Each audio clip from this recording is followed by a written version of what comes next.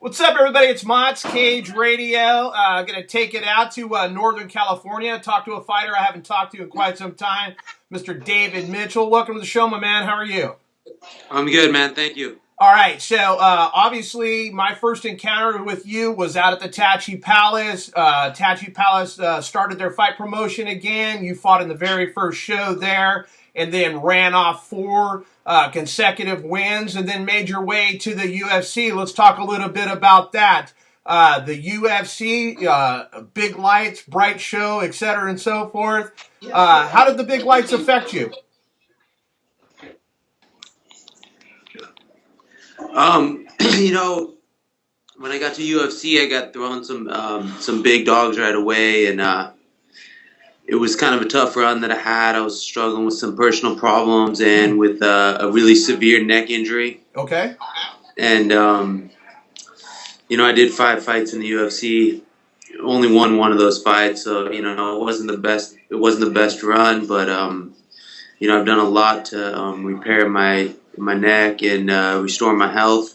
And I've also moved out here to Sacramento, and I've been training full time with Dwayne Ludwig, Uriah Faber, and Team Alpha Male. Okay.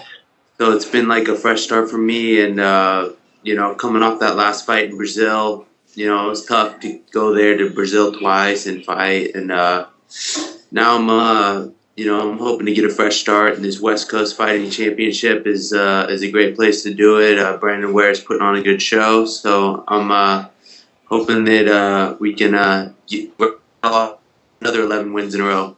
Yeah, nice. All right, so originally, at least I think, you were supposed to fight Mark Matthews. What happened with that fight? I think Mark realized that it wasn't a good fight for him. He's an artist, tattoo artist, and maybe I think he thought about it for a week and realized that, he fought my buddy Nasty Nate Descharme, and that one didn't go too good for him, and I think he realized it just wasn't in his best interest to fight me. Yeah, I was really taken back when he took that fight. I thought to myself, man, you get on the ground with David Mitchell, it's a wrap. So, next up, who'd they put in front of you? Were you supposed to fight Scott Smith? Was that who was up next? No, Fernando Gonzalez, which is still who I'm gonna fight. Okay. They said Fernando. I said, okay, Okay. that'll work. And the agreement kind of was that if something happened with the Max Griffin Scott Smith fight, Okay. that I would get that lead in. And I don't know what's going on with Scott, but he hasn't been responding to texts and emails and stuff. So. I think that fight's going to get scratched. I don't know if that's official or what's the deal with that. It's not really for me to say, but we had a media day, and when I saw Max at the media day, he said, oh, it looks like it's going to be me and you, or at least that there was a possibility, and he sounded game to fight. He had his strap on and all that, and I was like, yeah, that's what I'm hearing. So I was like, cool, and when Scott kind of pulled the no-show, it was a natural thing for me to do is to call it out, and I thought it was, I wouldn't have called him out if I didn't think it was a go, Right. And then I don't know if he took damage in that last fight, just fought last weekend, or if he just isn't game to fight me, period. Either way, I still got Fernando, and I didn't mean to insult him by going over his head and trying to call out somebody else. I think Fernando beat him in that last fight anyway. I don't know if you saw that matchup. They had a 5-round, a good war, but I thought Fernando got the best of it anyway. So, Okay. In my opinion, he's the uncrowned champ, and I'm looking forward to fighting him. And then after that, Max will have nowhere to run. Okay, so obviously Fernando has been around for a while and whatnot. I guess we can call him a crafty veteran.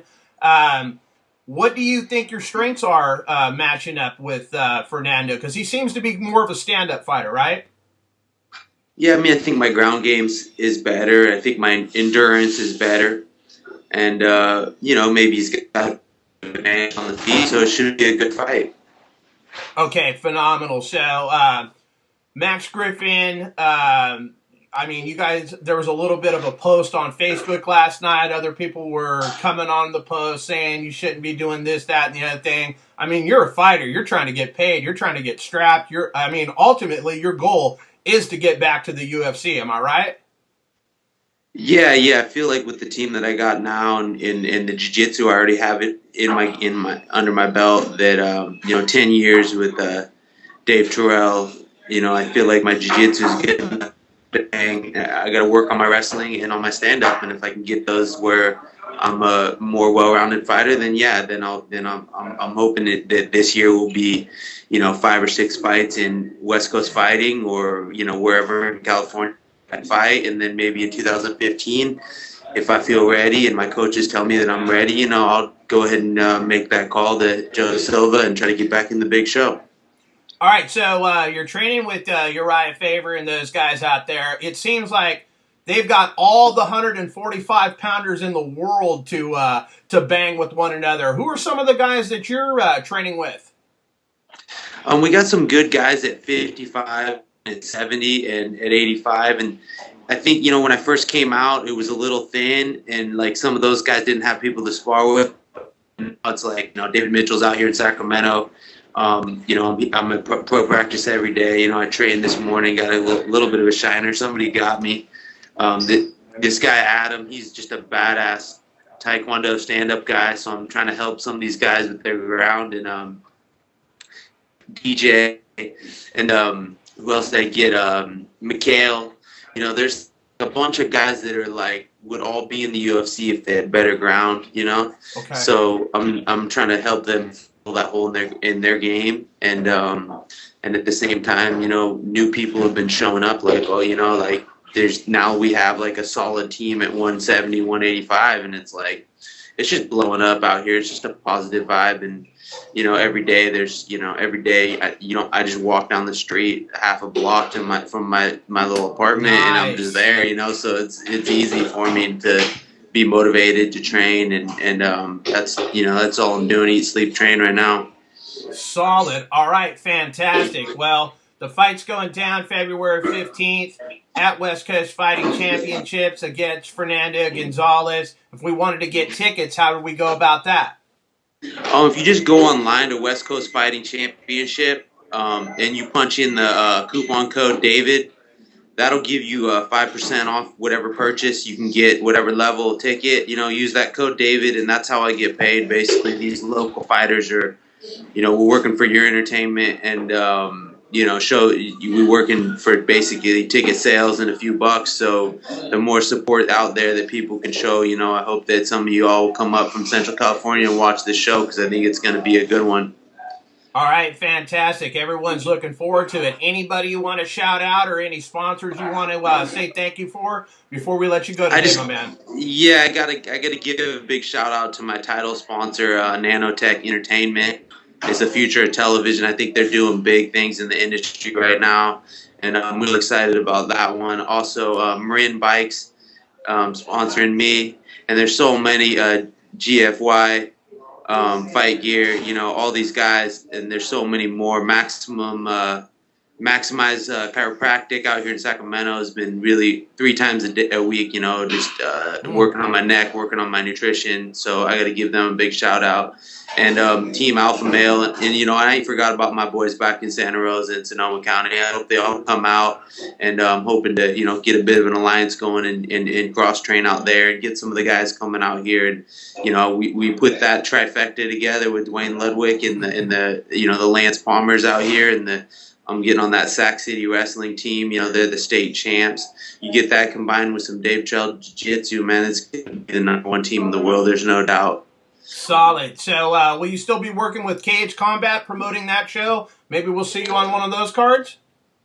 Yeah, the problem with these shows out here in California is you got so much red tape and bureaucracy to cut through that, if somebody wants to give me a good casino venue, I was trying to work with the Great Casino in Ronald Park, but I haven't got no love from them. So, if somebody is interested in that right now, I'm trying to, take care of David Mitchell, the fighter, and give it one more blast. I'm 34 years old. I got a few more years of solid fight, and I feel better than ever.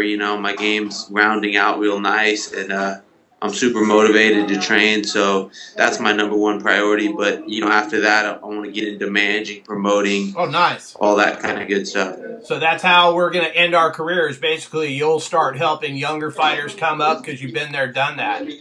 Yeah, I've been in the big show. I know what it's like to have that kind of pressure. I cornered a couple guys up at the Chicken Coop or the Chicken Ranch Casino at that little show they got out there, which is and them guys. They're doing they're doing a great job, man. That place was packed to the gills, and the guys I cornered went 2-0 and looked really good. And so I feel really good about coaching, managing, promoting. I love the business. I love MMA, and I hope to be in it for for the rest of my life. All right, fantastic. Well, we wish you the best of luck. I know you're going to be getting that W on February 15th, and we'll all see you out there. Take care, my man. All right, yeah, and just anybody that I didn't mention, all my friends and family, everybody back up in Mendo County. Y'all know who you are, all my sponsors. I just appreciate y'all so much, my family, and I'll see y'all February 15th. Come out. All right, solid. Appreciate the interview. We'll be in touch, my man. Thanks again. Thank you. Take care.